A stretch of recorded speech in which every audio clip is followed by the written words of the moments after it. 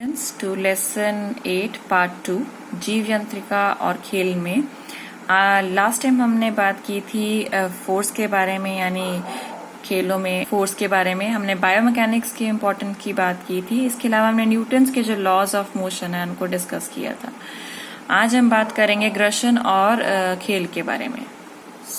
आज हम बात करेंगे घर्षण और खेल के बारे में कि क्या होती है घर्षण, कैसे काम करती है हमारे लिए। घर्षण उन दो सतहों के बीच एक बल है जो एक दूसरे के पार फिसलने की कोशिश कर रही होती है। किसी बल की गति का विरोध करने वाले बल को घर्षण कहते हैं। घर्षण क्या है? आप देख पा रहे हैं कि वह बल जो किसी वस्तु के ऊपर उसके साथ संपर्क में रखी हुई वस्तु दूसरी वस्तु के को गति का सदैव विरोध करता है, उसे हम घर्षण कहलाता है।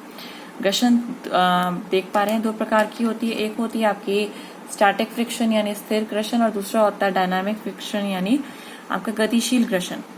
अगर हम स्थिर फ्रिक्शन की बात करें या स्थिर घर्षण की बात करें, जब एक वस्तु दूसरी वस्तु की सतह पर बढ़ना शुरू करती है लेकिन वास्तविक गति अभी प्रारंभ नहीं हुई होती है, उस घर्षण को हम कहते हैं स्टैटिक फ्रिक्शन। उदाहरण के तौर पे आप कह सकते हैं दौड़ने से जो पहले की स्थिति होती है, जब आपको गेट सेट गो करना होता है, जो दौड़ने से पहले की प्रारंभिक स्थिति होती है, उसको हम स्थिर घर्षण यानी स्टैटिक घर्षण कहते हैं। नंबर 2 आ गया हमारा गतिशील घर्षण यानी डायनामिक आपका फ्रिक्शन आ गया। जब एक वस्तु दूसरी वस्तु की सतह पर वास्तविक रूप से चलना शुरू कर देती है तो उसे गतिशील घर्षण कहते हैं। अगर बात करें तो उदाहरण के तौर पे गेंद जो है लुढ़क कर रुक जाती है, तो ये एग्जाम्पल है गतिशील घर्षण का। यहाँ तक कि जो घर्षण है गतिशील वो भी दो तरह की होती है, स्लाइडिंग घर्षण या फ्रिक्शन या फिर रोलिंग फ्रिक्शन। स्लाइडिंग फ्रिक्शन होता है आपका जो फिसलने वाला फ्रिक्शन हुआ है, और रोलिंग आपका लुढ़कने वाला फ्रिक्शन हुआ।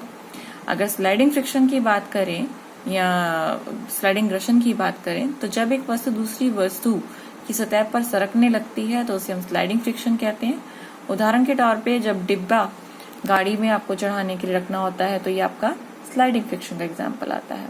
रोलिंग फ्रिक्शन, जब एक वस्तु वास्तव में दूसरी वस्तु की सतह पर लुढ़कने लगती है तो उसे हम रोलिंग फ्रिक्शन कहते हैं। एग्जाम्पल के तौर पे हिट करने पर मैदान पर लुढ़कती हुई बॉल रोल करती जाती है। जब आप लुढ़कती हुई बॉल देखते हैं तो वो एग्जाम्पल है आपके रोलिंग फ्रिक्शन का। आगे बात करते हैं घर्षण के खेल में लाभ और हानियों के बारे में। घर्षण के बहुत सारे लाभ हैं और बहुत सारे हानियां हैं। अगर देखा जाए तो हम इन दोनों चीजों को डिस्कस करेंगे कि क्या घर्षण के लाभ है और क्या घर्षण की हानियां हैं। तो नंबर 1 आता है हमारे पास घर्षण के आपके पास क्या लाभ है। ये आपको चलने फिरने में मदद प्रदान करती है यानी हेल्प्स इन दी मूवमेंट। अगर इसकी बात की जाए तो कम घर्षण के कारण फिसलने और वाली सड़क पर चलना मुश्किल होता है। जब कोई व्यक्ति बर्फ पर चलने की कोशिश करता है तो वहां पे घर्षण जो होती है वो कम होती है, जिसके कारण उसके फिसलने के लुढ़कने के चांसेस ज्यादा होते हैं। Number 2 helps in holding objects यानी वस्तुओं को पकड़ने में मदद करती है। जैसे कि आप देख पा रहे हो, आपने मैच स्टिक पकड़ा हुआ है या मैंने हाथ में पेन पकड़ा हुआ है, ये घर्षण के कारण हम लोगों ने इसको पकड़ रखा है। घर्षण हमें वस्तुओं और उपकरणों को पकड़ने में सक्षम बनाती है, और ये हॉकी स्टिक हो गया या टेनिस रैकेट हो गया, वो हम जो पकड़ रहे हैं वो घर्षण के कारण पकड़ पाते हैं। नंबर 3 आ गया वस्तुओं को पकड़ने में मदद करने के बाद इसको कैच करने में भी हेल्प करती है, यानी हाथ और गेंद के बीच जो है वो घर्षण हमें गेंद को कैच करने में मदद करती है। नंबर 4 आ गया दिशा बदलने में मदद करना यानी helps in changing the direction. पैरों और जमीन के बीच घर्षण एक एथलीट को दौड़ते समय दिशा बदलने में भी मदद करती है। नंबर 5 आ गया चलती हुई वस्तुओं को रोकने में मदद करना। जब वस्तुएं कार के ब्रेक लगाते हैं तो घर्षण उसे रोकने में मदद करती है। ब्रेक अथवा डिस्क पैड जो ब्रेक है वो आपके अंदर होती है, जिसके कारण जो पहिया है वो रुक जाता है। दिस वे जो आपकी चलती हुई चीजें हैं उसको रुकने में हेल्प करती है। ये आपकी घर्षण यहाँ पे भी मदद करती है। नेक्स्ट आया डिसएडवांटेजेस ऑफ फ्रिक्शन यानी इसके क्या नुकसान है। ये आपकी एनर्जी को वेस्ट करती है। साइकिल चलने में यदि सड़क और टायरों के बीच अधिक घर्षण होगा तो कई बार जो साइकिल चालक है वो गिरने की कगार पर भी आ सकता है।